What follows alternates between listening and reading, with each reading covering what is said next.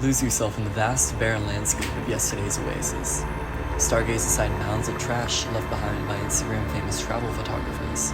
Come visit the Wild Wild West, according to Old Hollywood. Check out the Manzanar Internment Camp gift shop, where you can get a Manzanar-themed baseball. These are all things that should be on the travel guides for Alabama Hills and Lone Pine, California, in place of the typical praise of the beauty of the place.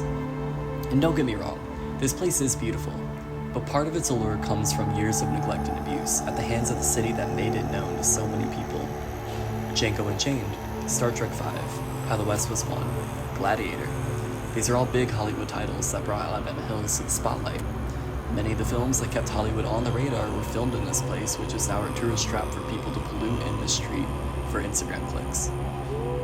And aside from the movie takeover of the place, and the pushing aside of natives who once lived in the area, Alabama Hills was robbed of its nature in a more pressing way. For years, Los Angeles County was able to keep a legal hold of the whole area. In that time, they drained several massive lakes that served as habitats to many animals.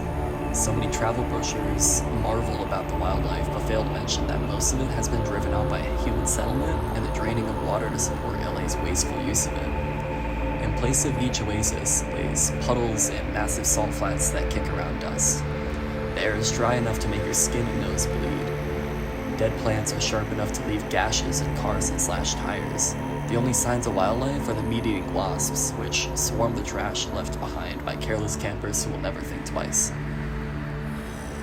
As of 2016, the Bureau of Land Management finally seized control of the place, after all the rivers and lakes run as dry as the dust in the air. They make public statements about plans to recover the area by inviting more people to come explore and leave trash. Meanwhile, experts comment that at the very least, it will take a decade to see substantial progress toward the recovery of the habitat that once existed here. While we can look back to the glory days of Hollywood and praise these beautiful movies for their barren landscapes, we should also be wary of the reason these hills have such allure to these filmmakers. What's better than a dead landscape than an actual dead landscape?